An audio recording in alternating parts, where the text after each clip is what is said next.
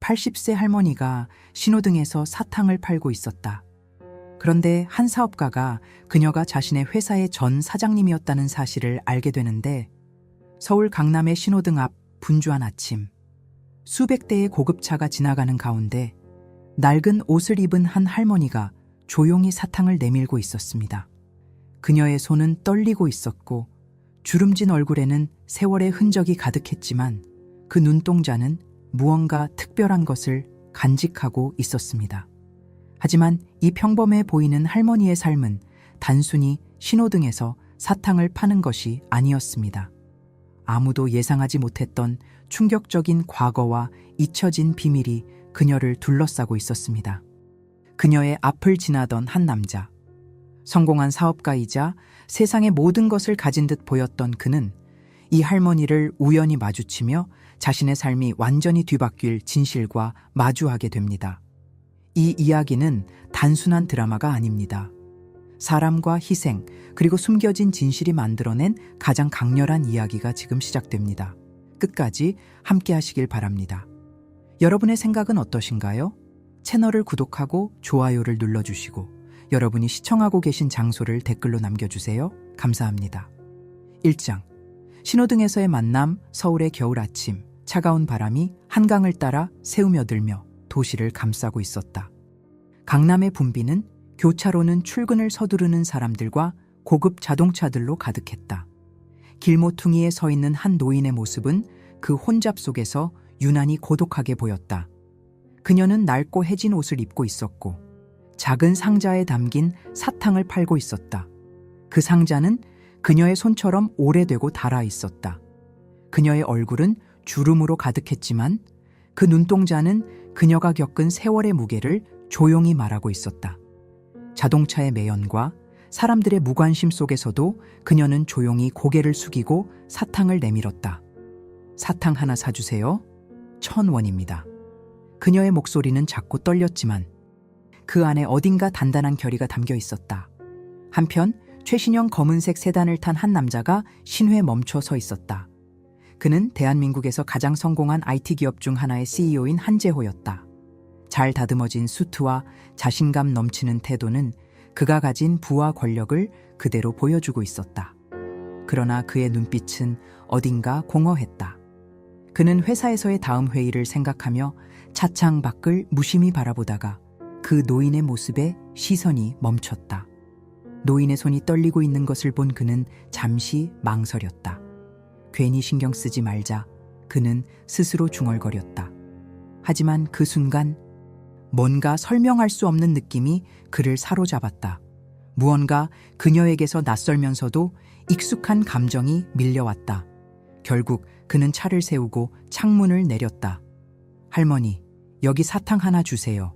그가 말하며 1,000원짜리 지폐를 건넸다. 노인은 그의 손에서 지폐를 받아들며 작게 미소 지었다. 고맙습니다, 젊은이. 그러나 그녀의 눈길이 그의 손에 들린 명함으로 옮겨갔다. 그 명함에 적힌 회사 이름을 본 순간 노인의 표정이 굳어졌다. 혹시 이 회사에서 일하시나요? 그녀가 떨리는 목소리로 물었다. 네, 재호는 대수롭지 않게 대답했다. 제가 그 회사의 CEO입니다. 노인은 그 말을 듣자마자 한 발짝 물러섰다. 그녀의 눈동자는 갑자기 커지더니 얼굴이 창백해졌다. 그럴 리가 없어요. 그녀는 중얼거리며 거의 균형을 잃을 뻔했다. 재호는 당황하며 그녀를 붙잡았다. 괜찮으세요, 할머니? 그러나 노인은 그의 손길을 거부하며 떨리는 목소리로 말했다. 아닙니다. 아무것도 아닙니다. 그녀는 서둘러 몸을 돌려 자리를 떠나려고 했다. 재호는 그녀의 행동에 깊은 혼란을 느꼈다. 왜 그렇게 놀라신 거죠? 혹시 제 회사를 아세요? 그녀는 그의 질문에 대답하지 않았다. 대신 그녀는 마치 모든 것을 말해주고 싶지 않은 듯한 표정으로 그를 바라봤다. 그러다 그녀가 마지막으로 남긴 한마디가 그의 마음을 흔들었다. 젊은이, 당신은 이 회사를 어떻게 얻었는지 정말 알고 계십니까? 그녀는 그 말을 남기고 서둘러 떠났다. 재호는 차창 너머로 멀어지는 그녀의 뒷모습을 바라보며 설명할 수 없는 불안감에 사로잡혔다. 한편 그의 손에는 그녀가 건넨 사탕이 남아 있었다. 그것은 단순한 사탕이 아니라 그녀의 이야기를 풀어나가는 열쇠가 될 것이었다. 2장. 숨겨진 흔적. 한재호는 그날 하루 종일 집중하지 못했다. 노인의 마지막 말이 그의 머릿속에서 계속 맴돌았다. 당신은 이 회사를 어떻게 얻었는지 정말 알고 계십니까? 성공적인 CEO로서 그는 항상 자신의 노력과 열정으로 지금의 위치에 올랐다고 믿어왔다. 하지만 그 말은 그의 자부심에 금이 가는 듯한 기분을 들게 했다. 사무실로 돌아온 그는 유리로 된 넓은 창문 너머로 펼쳐진 서울의 도시 풍경을 바라보며 생각에 잠겼다. 책상 위에는 중요한 계약서와 프레젠테이션 자료가 놓여 있었지만 그는 손을 뻗지 않았다. 대신 아침의 그 짧은 만남과 노인의 떨리는 목소리가 떠올랐다. 결국 그는 참지 못하고 회사의 비서인 김 비서를 불렀다. 김 비서, 우리 회사의 역사를 정리한 자료가 있나? 그는 가볍게 물으려 했지만 목소리에는 어딘가 조급함이 배어 있었다. 김 비서는 잠시 당황한 듯했다. 네, 대표님. 회사 창립 당시부터 현재까지의 자료는 모두 보관되어 있습니다. 하지만 무슨 일인가요? 갑자기 그런 자료가 왜 필요하신지. 그냥 과거를 한번 살펴보고 싶어서 회사가 어떻게 성장했는지 더 알고 싶다. 그는 질문을 피해가려는 듯 짧게 대답했다. 김 비서는 곧 회사 아카이브에서 오래된 문서를 가져왔다. 두꺼운 파일은 시간이 지나면서 누렇게 변색된 페이지로 가득했다. 재호는 파일을 펼치며 처음 몇 페이지를 훑어보았다. 창립자의 이름은 유정희, 한때 한국에서 가장 영향력 있는 여성 CEO 중 한 명이었다고 적혀 있었다. 유정희? 그는 그 이름을 소리내어 중얼거렸다. 문득 신호등 앞에서 사탕을 팔던 노인의 얼굴이 떠올랐다. 설마 아니겠지. 그는 고개를 저으며 다시 파일에 집중했다. 파일을 넘길수록 회사가 어떻게 1997년 외환 위기를 겪었는지에 대한 자세한 기록이 나타났다. 당시 수많은 기업이 문을 닫았고 그중 다수가 대형 기업으로 매각되거나 해체되었다. 그러나 유정이라는 이름은 그 위기 속에서도 직원들을 해고하지 않으려고 고군분투한 리더로 묘사되어 있었다. 김 비서, 이 유정이라는 사람이 우리 회사에서 어떻게 된 건지 알 수 있나? 김 비서는 잠시 고민하다 조심스레 대답했다. 대표님, 정확히는 잘 모르지만 오래된 직원들 중 몇 분은 당시 유정희 사장님과 함께 일했던 분들입니다. 특히 박 이사님이 당시 상황을 잘 알고 계실 겁니다. 재호는 곧바로 박 이사를 호출했다. 박 이사는 회사를 오래 지켜온 노련한 직원으로 회사의 역사에 대해 누구보다 잘 알고 있었다. 대표님, 저를 부르셨습니까? 박 이사는 사무실로 들어와 공손히 인사했다. 네, 박 이사님. 우리 회사 초창기 이야기를 듣고 싶어서요. 특히 유정희라는 분에 대해 알고 싶습니다. 그의 목소리는 평소보다 부드럽지만 진지했다. 박 이사는 놀란 표정을 지었지만 이내 한숨을 내쉬며 말했다. 대표님, 유정희 사장님은 대단한 분이셨습니다. 저를 포함해 많은 사람들에게는 멘토 같은 존재였죠. 하지만 그분은 회사가 외환 위기를 견디지 못하고 넘어가면서 모든 것을 잃으셨습니다. 그럼 왜 그녀의 이름은 우리 회사와 관련해서 잘 알려지지 않았습니까? 그건 많은 사정이 얽혀 있습니다. 박 이사는 잠시 머뭇거리더니 조용히 덧붙였다. 솔직히 말하자면 회사가 인수되는 과정에서 유 사장님이 모든 책임을 떠안고 물러나셨습니다. 그분이 없었더라면 우리 회사는 지금 존재하지 않았을지도 모릅니다. 재호는 깊은 충격에 빠졌다. 그는 자신이 이끄는 회사의 뿌리에 대해 잘 알고 있다고 생각했지만 진실은 너무나 다르게 보였다.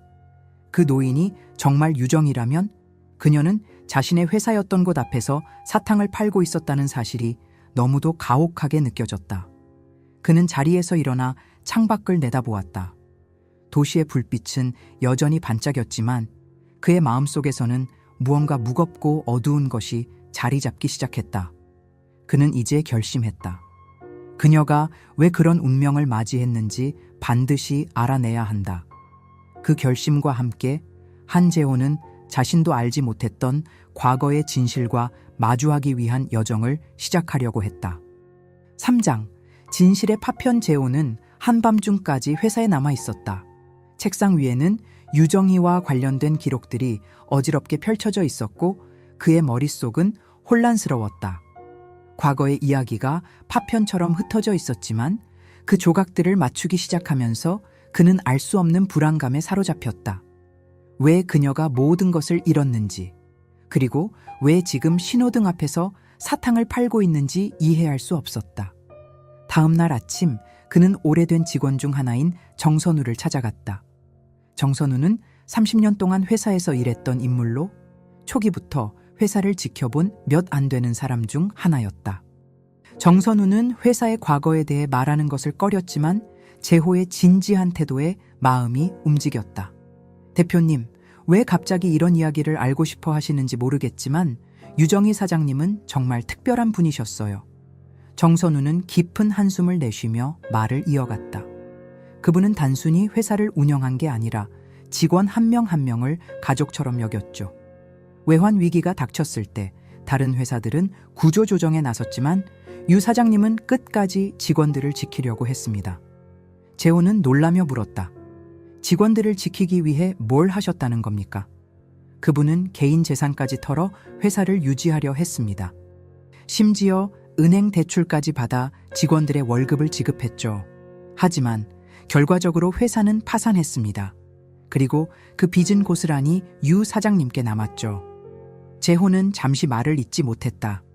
자신의 성공이 이토록 희생적인 과거 위에 세워졌다는 사실을 이해하기 시작한 것이다.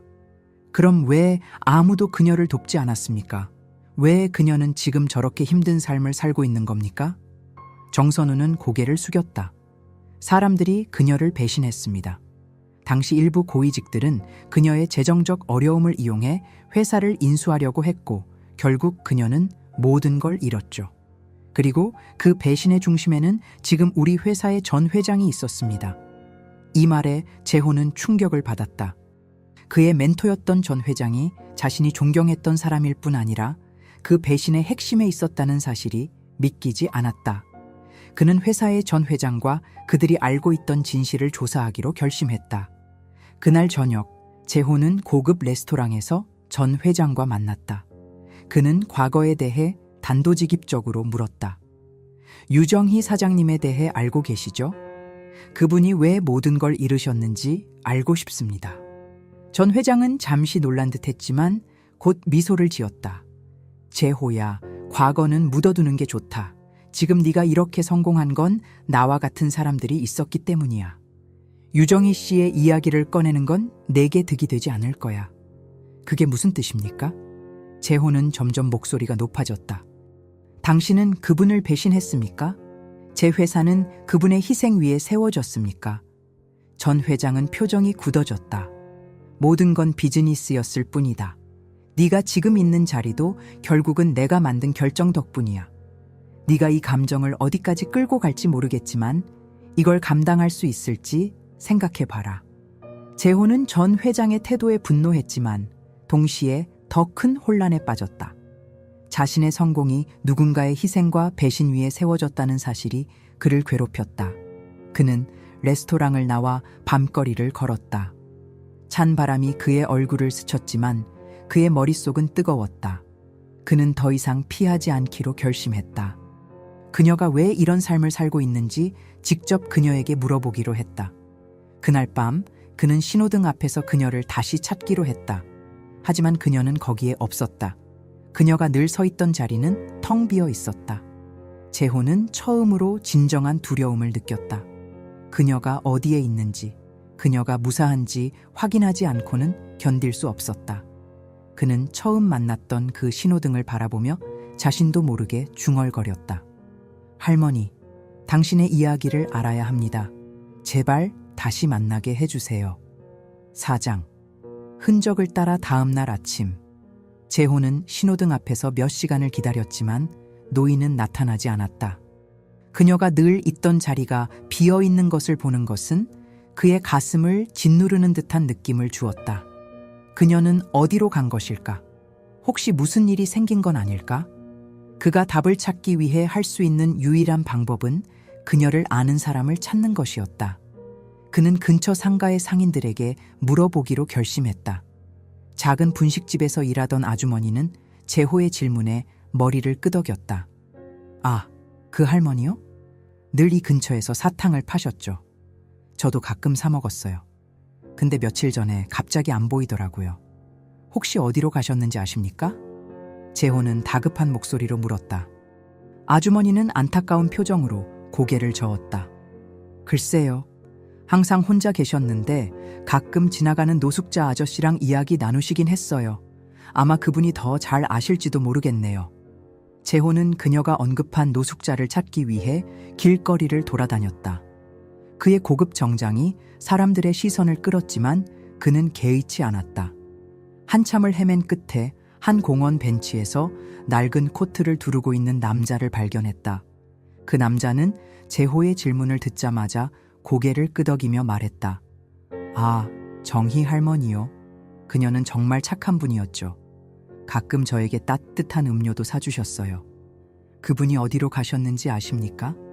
재호의 목소리에는 절박함이 묻어났다. 남자는 잠시 생각하더니 답했다. 마지막으로 본 건 이틀 전이에요. 그녀가 갑자기 너무 아프다고 해서 구청에서 운영하는 무료 진료소에 간다고 했어요. 아마 거기에 계실지도 모르겠네요. 재호는 곧바로 차를 몰아 그 무료 진료소로 향했다. 진료소는 낡고 작았으며 시설은 매우 부족해 보였다. 그는 접수처 직원에게 다가가 물었다. 여기 유정희라는 이름의 할머니가 오셨나요? 이틀 전에. 직원은 컴퓨터를 확인한 후 고개를 저었다. 죄송하지만 그런 이름의 환자는 여기 오지 않았습니다. 그의 가슴이 철렁 내려앉았다. 혹시 다른 이름으로 등록되었을 가능성은 없나요? 노숙자나 거리 생활을 하시는 분들은 이름을 밝히지 않는 경우도 많습니다. 혹시 외모를 설명해 주실 수 있나요? 재호는 그녀의 외모를 상세히 설명했고 직원은 고민 끝에 말했다. 그 설명이라면 어제 한 노인분이 너무 위중한 상태로 병원으로 이송되었습니다. 아마 강남구립 병원일 겁니다. 재호는 병원으로 전화를 걸어 확인한 후 그녀가 그곳에 있다는 사실을 알게 되었다. 그는 곧장 병원으로 달려갔다. 병원에 도착했을 때 그는 그녀가 입원해 있는 병실로 안내받았다. 병실은 작고 단출했으며 그녀는 침대에 누워 있었다. 그녀의 얼굴은 창백했고 그녀의 손은 여전히 떨리고 있었다. 재호는 천천히 그녀에게 다가갔다. 그녀는 그의 발소리를 듣고 천천히 눈을 떴다. 그녀의 눈동자가 그를 보자 미묘하게 떨렸다. 당신이 여기까지 왜 왔죠? 그녀는 힘겹게 물었다. 할머니, 그는 말을 잇지 못했다. 저는 당신에 대해 더 알고 싶습니다. 당신이 왜 이런 삶을 살고 계신지 알아야겠어요. 그녀는 고개를 저으며 피곤한 미소를 지었다. 알 필요 없어요. 과거는 과거일 뿐. 난 내 선택을 했고 그 대가를 치르고 있을 뿐이에요. 하지만 그 선택이 당신의 모든 것을 빼앗아 갔잖아요. 재호는 참았던 감정을 터뜨렸다. 그리고 저는 그 선택 덕분에 이렇게 성공한 사람이 됐습니다. 그런데 제가 그걸 그냥 모른 척 할 수 없잖아요. 노인은 잠시 침묵했다. 그녀의 눈에는 깊은 슬픔과 동시에 묘한 자부심이 비쳤다. 당신이 알고 싶은 게 있다면 내 이야기를 듣는 게 아니라 당신 자신이 그 진실을 찾는 게 더 나을 거예요. 그녀는 그를 바라보며 덧붙였다. 내 삶은 이미 충분히 가치 있었어요. 이제 당신 차례입니다. 이 회사를 통해 어떤 가치를 만들지 선택해야 할 때예요. 그녀의 말은 그의 가슴 깊은 곳을 울렸다. 그는 그곳을 떠나며 그녀가 남긴 암시 속에 숨어있는 진실을 반드시 밝혀내겠다고 결심했다. 그가 알아야 할 진실은 이제 막 드러나기 시작했다. 5장. 과거의 어둠 병원을 떠난 재호는 마음이 복잡했다. 그녀의 마지막 말, 내 이야기를 듣는 게 아니라 당신 자신이 그 진실을 찾는 게 더 나을 거예요. 는 그의 마음속에 깊이 남아 있었다. 하지만 그가 진실을 밝히겠다는 결심을 굳혔음에도 어디서부터 시작해야 할지 알 수 없었다. 그녀의 과거에 얽힌 모든 실마리를 찾으려면 더 많은 사람들이 필요했다. 그는 회사 내 오래된 직원들과 다시 접촉하기 시작했다. 이번에는 더 깊이, 더 많은 이야기를 듣고자 했다. 몇몇 직원들은 처음에는 말을 꺼리는 듯 했지만 시간이 지나며 조심스럽게 입을 열기 시작했다. 유정이라는 이름이 언급될 때마다 그들의 표정에는 존경과 죄책감이 섞여 있었다. 유 사장님은 그저 사장이 아니었어요. 한 중년의 직원이 말했다. 그분은 우리 모두의 가족이었죠. 그녀는 자신의 돈과 시간을 아끼지 않으며 우리를 지키려고 했습니다. 하지만 그녀를 제대로 지켜주지 못했어요. 그게 무슨 뜻입니까? 재호는 진지하게 물었다. 그분이 회사를 살리려고 모든 걸 걸었지만 내부에서 그녀를 배신한 사람들이 있었습니다. 그들 중 일부는 회사의 핵심 고위직에 있던 사람들이었죠. 그녀는 끝까지 직원들 월급을 챙기려 했지만 결국 모든 걸 잃고 회사는 매각되었습니다.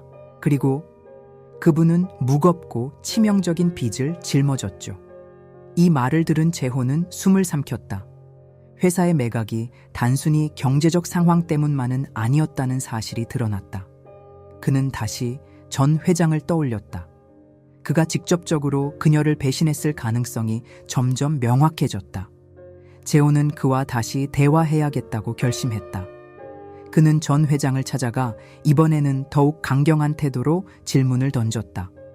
당신이 유정희 사장님을 어떻게 몰아냈는지 사실대로 말해 주십시오. 전 회장은 한숨을 내쉬며 자리에서 천천히 일어났다. 재호야, 왜 그 문제를 계속 파헤치는 거지? 지금 네가 하고 있는 건 네 스스로의 자리를 흔드는 일일지도 몰라. 그게 중요한 게 아닙니다. 재호의 목소리는 단호했다. 그녀는 모든 걸 잃었고 그 이유는 우리가 가지고 있는 성공 때문입니다. 저는 이 회사가 어떻게 만들어졌는지 알고 싶습니다. 그리고 그것이 누군가의 희생에 의한 것이라면 책임을 져야 한다고 생각합니다. 전 회장은 조용히 재호를 응시했다. 그의 얼굴에는 복잡한 감정이 떠올랐지만 곧 차가운 미소로 바뀌었다. 좋다. 네가 그렇게 원한다면 진실을 알려주지. 전 회장은 유정희의 몰락이 단순한 경제적 실패가 아니었음을 털어놓았다. 당시 일부 고위직은 회사가 외환 위기로 어려움을 겪을 때 그녀의 재정적 어려움을 이용해 회사를 자신들의 이익으로 전환하려 했다. 그 과정에서 유정희는 고립되었고 그녀가 빚을 떠안는 조건으로 회사의 자녀 지분을 매각하게 되었다. 그녀는 그저 감정적이었을 뿐이다. 직원들을 지키려는 욕심이 그녀를 망친 거지. 전 회장은 냉정하게 덧붙였다. 우리는 비즈니스를 한 것뿐이야. 감정에 얽매이지 않는 것이 우리의 역할이었으니까. 재호는 그의 말을 듣고 숨이 막힐 것 같았다. 그게 정당한 비즈니스라고 생각하십니까? 그는 억누를 수 없는 분노로 소리쳤다. 그녀의 희생 없이는 이 회사도 없었을 텐데. 전 회장은 어깨를 으쓱하며 말했다. 네가 어떻게 느끼든 상관없다. 중요한 건 지금 네가 그 성공을 이어가고 있다는 사실뿐이야. 재호는 방을 나서며 주먹을 꽉 쥐었다. 그는 이제 더 이상 단순한 탐구자가 아니었다. 그는 행동해야 할 때가 왔다는 것을 느꼈다. 그녀의 희생이 헛되지 않도록, 그리고 그녀의 이름이 잊히지 않도록.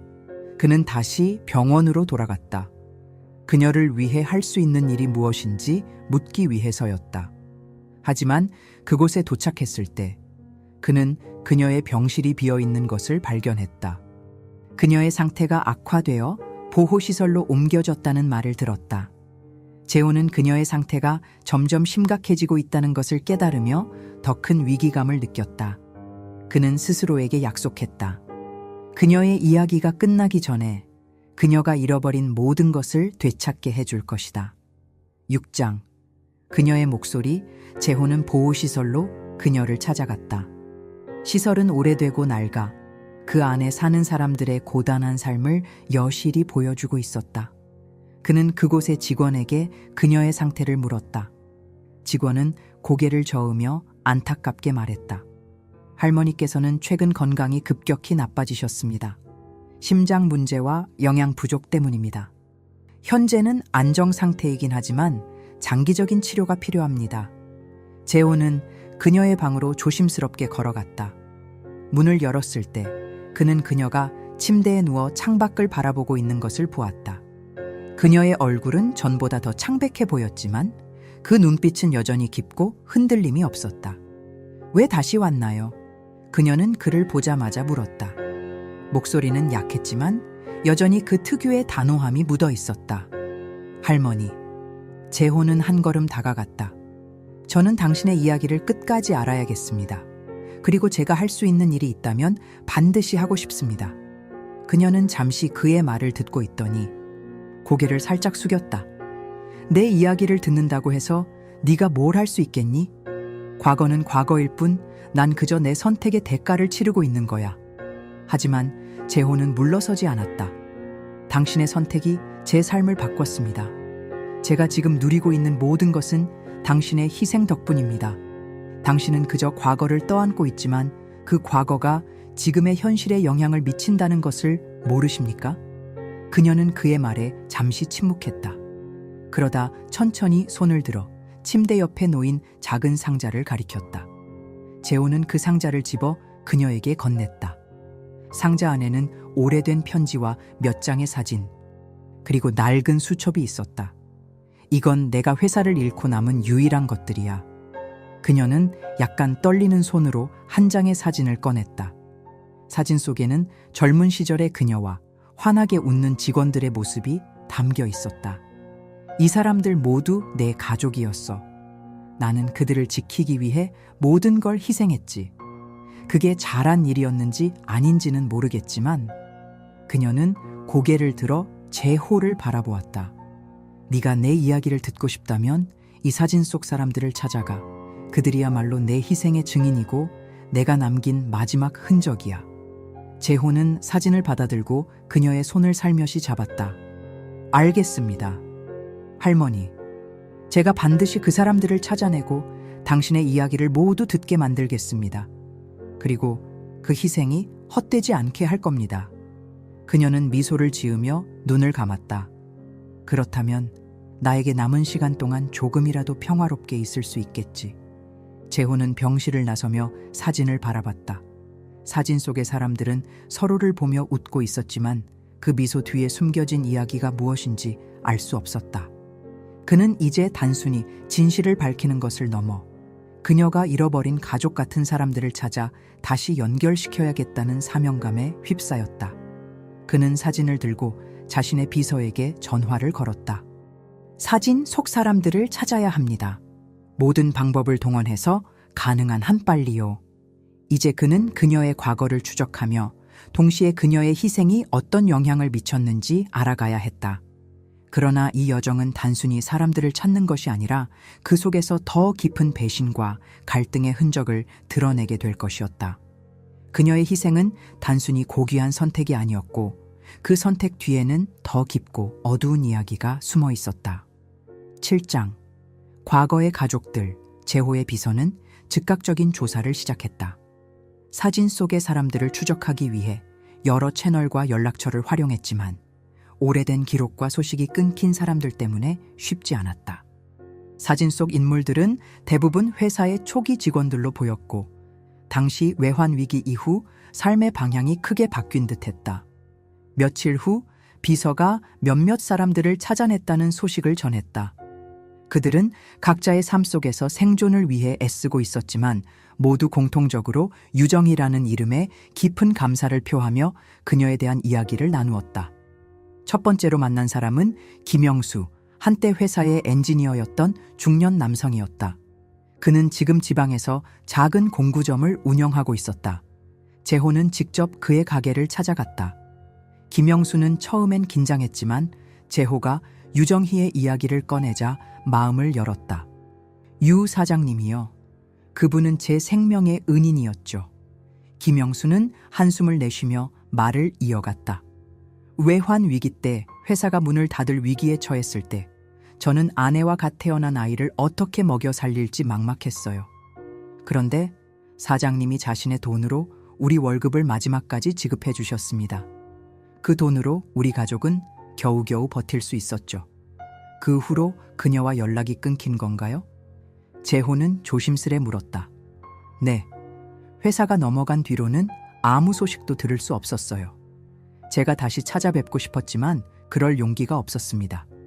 저 같은 사람이 뭘 할 수 있겠어요? 김영수의 목소리엔 후회와 자책이 담겨 있었다. 두 번째로 재호는 박민정, 당시 회사의 회계 담당이었던 여성을 만났다. 박민정은 지금 작은 마트에서 캐셔로 일하고 있었다. 그녀는 재호의 질문에 눈물을 글썽이며 대답했다.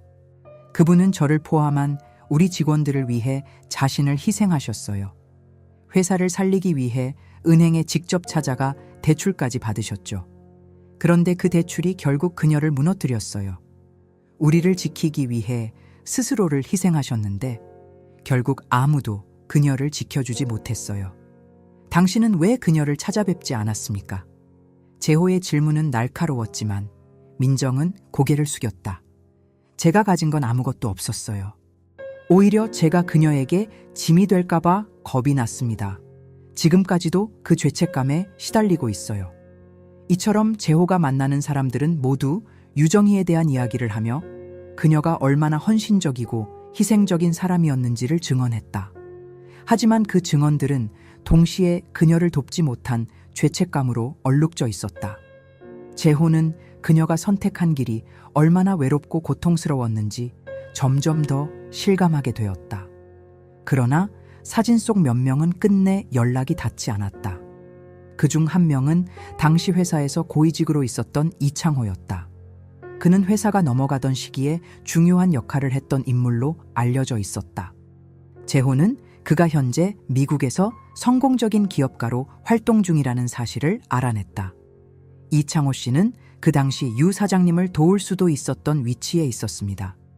비서는 보고를 마치며 말했다. 하지만 그는 끝내 침묵했고 유 사장님은 고립되셨죠. 그의 증언이 그때 상황을 명확히 밝히는데 도움이 될 겁니다. 재호는 이창호와 직접 만나기 위해 해외 출장 일정을 잡았다. 하지만 출발 전날 병원으로부터 긴급한 전화가 걸려왔다. 유정희 할머니의 상태가 급격히 악화되었다는 소식이었다. 그는 비행기를 미루고 곧장 병원으로 향했다. 그녀는 중환자실로 옮겨져 있었다. 재호가 도착했을 때 그녀는 의식이 없었지만 그의 손을 잡고 있던 순간 잠시 깨어났다. 그녀의 목소리는 거의 들리지 않을 정도로 약했지만 한마디를 남겼다. 과거를 찾아서 의미를 만들어라. 그녀의 말은 재호의 마음에 깊이 박혔다. 그는 이제 단순히 그녀의 희생을 밝히는 것을 넘어 그것을 통해 새로운 가치를 만들어야겠다는 사명을 느꼈다. 그녀가 남긴 흔적과 사람들을 통해 그녀의 삶과 희생은 다시금 빛을 발할 것이다. 그러나 그는 아직 모르는 진실이 있었다. 이창호와의 만남은 그의 여정에 또 다른 큰 전환점을 가져오게 될 것이었다. 8장. 배신의 그림자 재호는 병원을 떠나며 결심을 굳혔다. 이창호와 만나 유정희의 몰락에 얽힌 마지막 진실을 반드시 밝혀내겠다는 결의였다. 그는 다음 날 첫 비행기로 미국으로 향했다. 이창호는 지금 실리콘밸리에서 성공적인 스타트업을 운영하며 큰 부를 쌓고 있었다. 재호는 이창호의 성공과 유정희의 몰락이 연결되어 있다는 확신을 점점 더 강하게 느꼈다. 샌프란시스코의 고급 레스토랑에서 마침내 이창호와 마주 앉은 재호는 예의를 차리며 대화를 시작했지만 금세 본론으로 들어갔다. 이창호 씨, 한국에서 오랜 이야기를 듣고 싶어서 찾아왔습니다. 유정희 사장님을 기억하시죠? 재호의 목소리는 겉으로는 차분했지만 안에는 긴장이 가득했다. 이창호는 잠시 침묵하며 와인잔을 내려놓았다. 유정희라, 참 대단한 분이었지. 하지만 왜 지금 그분 이야기를 꺼내는 건가? 이제는 아무 의미 없는 과거일 뿐 아닌가? 그녀의 몰락에 대해 듣고 싶습니다. 당신이 그 시기에 중요한 역할을 했다는 것을 알고 있습니다. 그리고 그 결과로 지금의 성공을 이루셨다는 것도요. 재호의 목소리는 점점 강해졌다. 이창호는 쓴웃음을 지으며 대답했다. 그때는 모두가 살아남으려고 발버둥치던 시기였어. 내가 한 일은 비즈니스적으로 최선의 선택이었지. 그녀가 너무 감정적으로 행동했을 뿐이야. 현실을 직시하지 못하면 그렇게 무너질 수밖에 없지 않나? 당신은 그녀를 배신했습니까? 재호는 숨을 죽이며 물었다. 이창호는 그의 시선을 피하며 잠시 침묵했다. 배신이라. 그런 단어는 비즈니스 세계에 존재하지 않아. 그건 그냥 선택일 뿐이었지. 이 말에 재호는 분노가 치밀었다. 그 선택이 한 사람의 삶을 파괴했습니다. 그녀는 당신을 포함한 직원들과 회사를 지키기 위해 모든 것을 희생했습니다. 그리고 당신은 그 모든 희생을 밟고 올라선 겁니다. 이창호는 다시 와인잔을 집으며 조용히 말했다. 재호 씨, 지금 당신이 이 자리에 앉아 있는 것도 결국 그 결과 아니겠나? 그녀의 선택이 우리 모두를 여기까지 이끌었다. 나를 비난하고 싶다면 당신 자신도 돌아보길 바라네. 재호는 그 자리를 떠나기 전에 마지막으로 물었다. 그녀가 한 모든 희생을 돌려놓을 수 있다면 당신은 그렇게 하겠습니까? 이창호는 그 질문에 대답하지 않고 고개를 숙였다. 그럴 필요가 있겠나? 지나간 일은 지나간 대로 두는 게 현명할 때도 있지. 그의 답변은 재호를 더욱 단호하게 만들었다. 이창호와 같은 사람들의 침묵 속에서 그녀의 희생은 잊혀졌지만 이제 그는 그것을 되살려야 한다는 사명감을 느꼈다. 한국으로 돌아온 재호는 유정희의 이야기를 기반으로 한 자료를 정리하기 시작했다. 그는 사진 속 사람들과의 만남, 그녀의 희생을 증언한 이야기들, 그리고 자신의 회사가 세워진 배경을 하나로 엮어냈다. 동시에 회사의 이름을 바꾸고 그녀의 유산을 기리는 프로그램을 만들 계획을 세웠다. 그러나 이 모든 것을 그녀에게 보여주기 위해 시간이 얼마나 남았을지는 알 수 없었다. 그는 병원으로 가서 그녀가 아직 그의 결단을 알 수 있기를 바랐다. 그러나 도착했을 때 그녀의 상태는 이미 심각하게 악화되어 있었다. 그녀는 더 이상 말을 할 수 없는 상태였다. 재호는 그녀의 손을 잡고 속삭였다. 할머니, 당신이 남긴 이야기는 잊히지 않을 겁니다. 제가 반드시 당신의 희생을 세상에 알릴 겁니다. 그리고 당신이 지키려 했던 사람들, 제가 모두 찾아낼게요. 그녀는 눈을 살짝 떴지만 아무 말도 하지 못했다. 대신 그녀의 손이 그의 손을 약하게 쥐었다. 그 순간 재호는 그녀가 그의 말을 이해했다는 것을 느꼈다. 병실을 나서는 재호의 마음은 복잡했지만 동시에 강렬한 목적의식으로 가득했다. 그녀가 그토록 지키려 했던 모든 것을 이제 그가 지켜야 할 때였다. 하지만 그는 아직 모르는 마지막 진실이 남아 있었다. 그것은 그녀가 남긴 수첩 속에 숨겨져 있었다. 9장.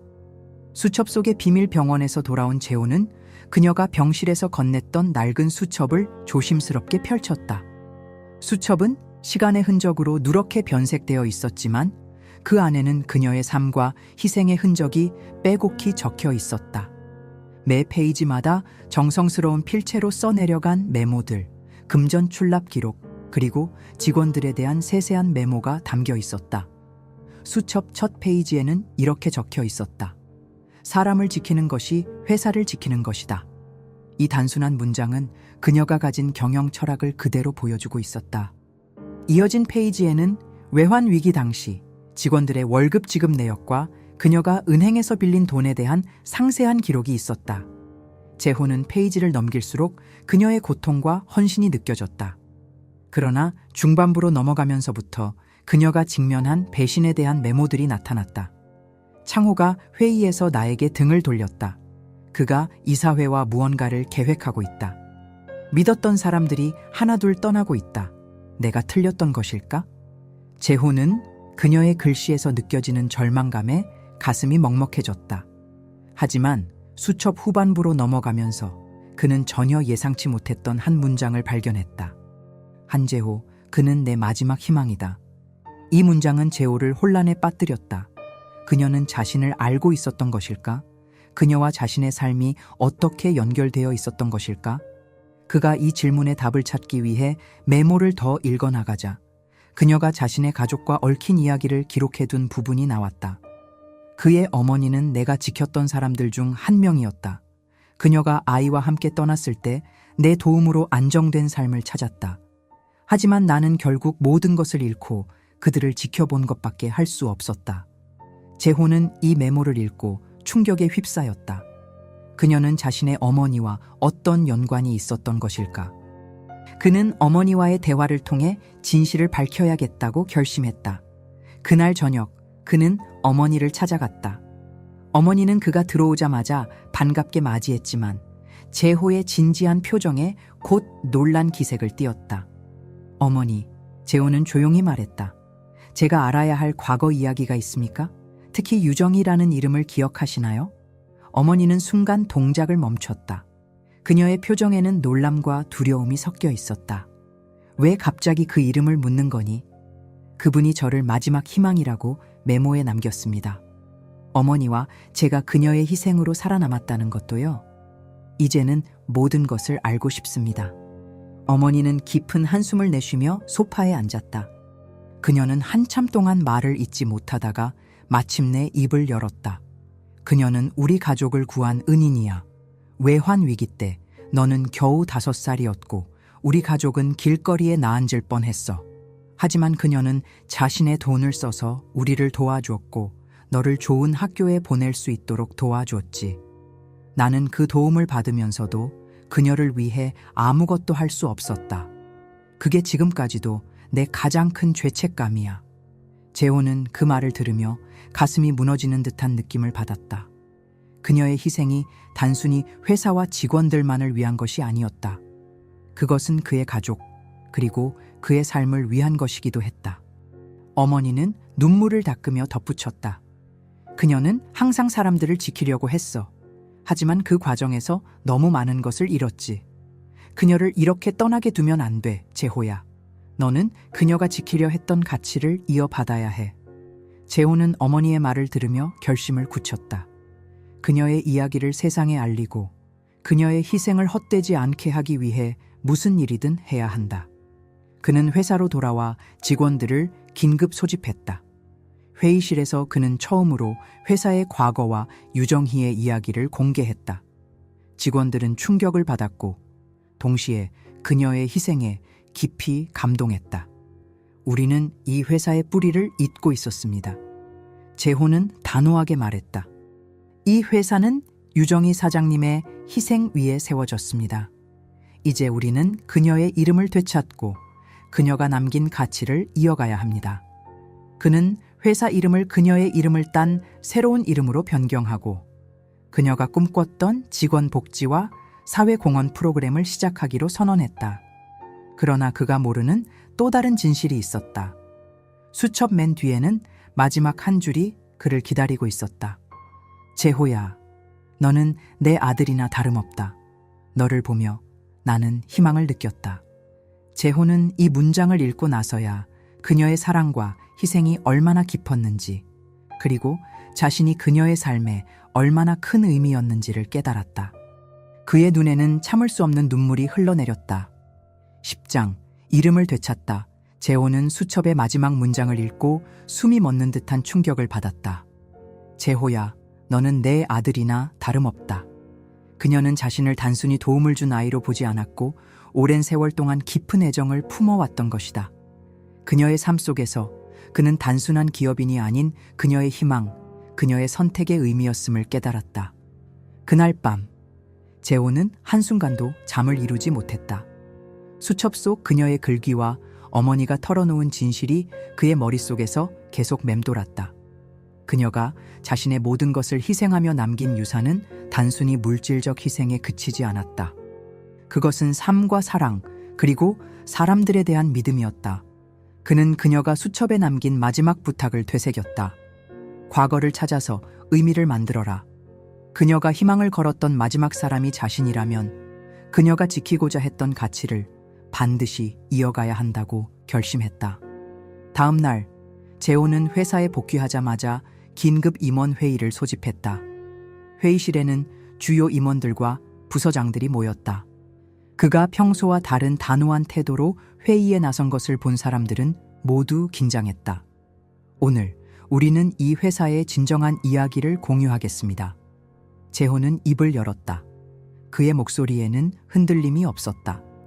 이 회사는 단순히 성공한 IT 기업이 아닙니다. 이 회사는 유정희 사장님의 희생 위에 세워진 결과물입니다. 그는 그녀의 이야기를 하나하나 풀어나갔다. 그녀가 직원들을 위해 모든 것을 희생했던 순간들, 외환 위기 속에서 홀로 회사를 지키기 위해 싸웠던 시간들, 그리고 그녀가 결국 모든 것을 잃고 거리에 내몰리게 된 과정을 담담히 설명했다. 임원들 중 몇몇은 감동한 표정을 감추지 못했고 일부는 죄책감으로 고개를 숙였다. 우리가 그녀의 희생으로 세워진 이 회사에서 무엇을 하고 있는지 다시 한번 생각해 봐야 할 때입니다. 재호는 목소리를 높이며 덧붙였다. 그녀의 이름을 되찾고 그녀가 지키고자 했던 가치를 실현해야 합니다. 이를 위해 나는 다음과 같은 결정을 내립니다. 재호는 회의실 스크린에 새로운 회사 이름을 띄웠다. 정희테크, 정혜테크. 우리는 이 회사의 이름을 그녀의 이름으로 바꿀 것입니다. 그리고 그녀의 희생이 헛되지 않게 사회적 책임 프로그램을 도입하고 우리가 받은 도움을 더 넓은 사회로 환원하겠습니다. 임원들은 처음엔 조용히 듣고 있었지만 점차 하나둘 박수를 치기 시작했다. 박수 소리는 점점 커졌고 결국 회의실을 가득 채웠다. 재호는 그들의 반응을 보며 깊은 안도감을 느꼈다. 그녀의 이야기는 단순히 과거의 일이 아니라 앞으로 그들이 만들어갈 미래의 토대가 될 것이었다. 며칠 후 회사의 새로운 이름과 함께 유정희를 기리는 기념비가 회사 본사 앞에 세워졌다. 기념비에는 그녀가 수첩 첫 페이지에 썼던 문장이 새겨져 있었다. 사람을 지키는 것이 회사를 지키는 것이다. 기념비 제막식에는 그녀의 옛 동료들, 도움을 받았던 직원들, 그리고 그녀를 기억하는 사람들이 모였다. 그 자리에서 재호는 그녀의 이야기를 전하며 눈물을 흘렸다. 유정희 사장님은 단순히 훌륭한 리더가 아니셨습니다. 그녀는 사람을 먼저 생각하는 분이셨고 우리가 그 정신을 이어가야 합니다. 오늘부터 이 회사는 그녀의 이름을 걸고 새로운 길을 걷겠습니다. 그날 밤 재호는 병원으로 돌아가 그녀의 손을 잡고 조용히 말했다. 할머니, 당신의 이름은 잊히지 않을 겁니다. 그리고 당신의 희생은 세상에 알려질 겁니다. 감사합니다. 정말 감사합니다.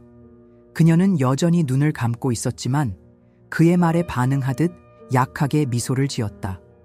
그 미소는 그에게 가장 큰 축복이었다. 그의 여정은 이제 새로운 시작을 향하고 있었다. 그녀가 남긴 사랑과 희생을 바탕으로 더 많은 사람들의 삶을 변화시키고 그녀가 꿈꿨던 세상을 만들어가는 것이 그의 새로운 목표였다. 그리고 그 목표는 이제 그녀의 이름과 함께 세상에 빛을 발하기 시작했다. 11장 유산을 이어가다 재호는 회사 이름 변경과 기념비 설치 이후에도 멈추지 않았다. 그의 목표는 단순히 유정희의 희생을 기리는 것에 그치지 않았다. 그녀가 지키고자 했던 사람들과 가치를 실질적으로 이어받아 구현하는 것이었다. 그는 이를 위해 새로운 사회 공헌 프로젝트를 발표했다. 정의재단 설립 재호는 유정희의 이름을 딴 재단을 설립하며 그 목표를 이렇게 선언했다. 재단은 경제적 어려움으로 고통받는 사람들을 지원하고 기업이 단순히 이익 창출을 넘어 사회를 위한 책임을 다하는 모델을 제시할 것입니다. 재단은 먼저 유정희와 관련이 있었던 사람들, 특히 그녀가 한때 지켜주려고 했던 옛 직원들을 지원하는 것으로 시작했다. 재호는 유정희의 수첩과 그녀의 동료들이 증언한 이야기들을 바탕으로 그녀가 보호하려고 했던 사람들을 하나씩 찾아 나섰다. 그는 김영수, 박민정 같은 옛 직원들을 다시 만났다. 그들 중 일부는 여전히 경제적으로 힘든 상황에 처해 있었고 몇몇은 자신의 삶에서 더 나은 기회를 찾지 못한 채 시간을 보냈다. 김영수는 재단으로부터 공구점의 재건 자금을 지원받아 안정된 사업을 다시 시작했다. 그는 눈물을 흘리며 말했다. 이제야 유 사장님께 조금이나마 갚을 수 있을 것 같습니다. 그녀의 정신을 잊지 않고 더 많은 사람을 도우며 살겠습니다. 박민정은 재회에게 감사하며 말했다. 제가 그녀를 위해 아무것도 하지 못했다고 생각했는데 이렇게 다시 그녀의 이름 아래에서 시작할 수 있게 되다니 정말 감사해요. 유정희 장학 프로그램. 재호는 또 하나의 중요한 프로젝트를 시작했다. 유정희의 희생이 자신의 교육을 가능하게 했던 것처럼 이제 재단은 어려운 환경에서 꿈을 이루고자 하는 학생들에게 장학금을 제공하기 시작했다. 첫 번째 장학금 수혜자인 한 소녀는 재호와 만나며 이렇게 말했다. 저는 이제 제 꿈을 이룰 수 있을 것 같아요. 언젠가 저도 다른 사람을 돕는 사람이 되고 싶습니다. 재호는 그 말을 듣고 그녀의 뜻이 계속 이어지고 있음을 느꼈다. 재호의 변화는 회사 내부에도 큰 영향을 미쳤다. 직원들은 단순히 수익을 추구하는 것이 아닌 더 큰 가치를 위해 일하고 있다는 자부심을 느꼈다. 유정희의 이름 아래 회사는 점점 더 신뢰받는 기업으로 자리 잡았고 사회적으로도 존경받는 모델이 되었다. 그러나 이 모든 과정 속에서 재호는 여전히 병원을 자주 찾았다. 유정희는 여전히 중환자실에서 회복을 기다리고 있었지만 상태는 점점 더 나빠지고 있었다. 어느 날 그는 그녀의 손을 잡고 속삭였다.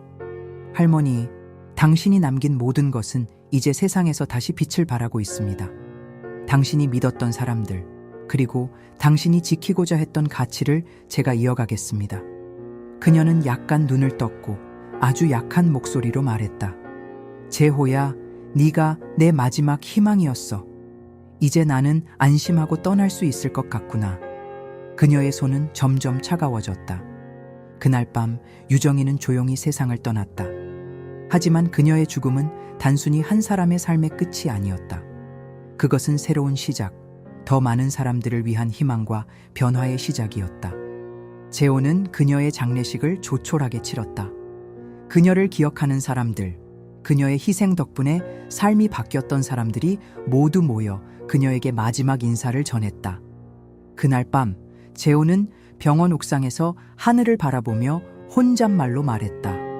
할머니, 이제 당신의 이름은 잊히지 않을 겁니다. 당신의 뜻은 세상에서 계속 살아갈 겁니다. 제가 약속합니다. 그의 마음속에는 깊은 슬픔과 함께 새로운 결의가 자리 잡았다. 그녀가 남긴 유산은 단순히 과거의 이야기가 아닌 미래를 만드는 빛이었다. 12장. 빛이 된 이름 유정희가 세상을 떠난 후 재호는 그녀의 유산을 더욱 공고히 하기 위해 모든 에너지를 쏟아부었다. 정희테크는 단순히 이름만 바뀐 것이 아니라 완전히 새로운 정신으로 재탄생했다. 회사의 첫 번째 변화는 직원 복지와 회사 문화의 혁신이었다. 재호는 유정희가 강조했던 사람을 지키는 것이 회사를 지키는 것이다. 라는 철학을 중심으로 회사의 모든 정책을 개편했다. 직원들에게 더 많은 권한과 자율성이 주어졌고 그들의 삶의 질을 높이기 위한 다양한 복지 프로그램이 도입되었다. 정희의 날이라는 연례 행사가 새롭게 만들어졌다.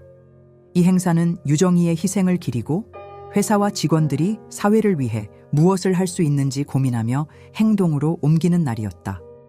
첫 행사에서 재호는 직원들에게 연설하며 말했다. 우리는 그녀가 남긴 가치를 실천하는 것이 우리의 책임입니다. 그녀의 이름 아래 우리는 더 나은 세상을 만들어야 합니다. 정의재단 역시 점차 그 영향력을 넓혀갔다. 장학금 프로그램은 전국적으로 확대되었고 사회적으로 소외된 계층을 돕기 위한 다양한 프로젝트가 시작되었다. 재호는 직접 현장을 방문하며 도움을 받는 사람들과 이야기를 나누었다. 그중 한 노숙자는 재단에서 받은 도움 덕분에 다시 일자리를 구하게 되었고 재회에게 이렇게 말했다. 유 사장님의 이야기를 들으며 제가 다시 살아갈 용기를 얻었습니다. 그녀의 희생은 정말 많은 사람들을 살렸습니다. 그 말을 들으며 재호는 유정희의 이름이 더 이상 잊힌 희생이 아니라 새로운 희망이 되었음을 확신했다. 한편 회사는 글로벌 무대에서도 큰 성공을 거두고 있었다. 하지만 재호는 회사의 성공만을 목표로 삼지 않았다. 그는 글로벌 파트너십을 통해 유정희의 철학을 세계로 확산시키는 데 집중했다. 한 국제회의에서 재호는 연설하며 말했다. 우리는 단순히 성공을 추구하는 기업이 아닙니다. 우리는 희생과 사랑, 그리고 사람을 위한 가치를 추구하는 기업입니다.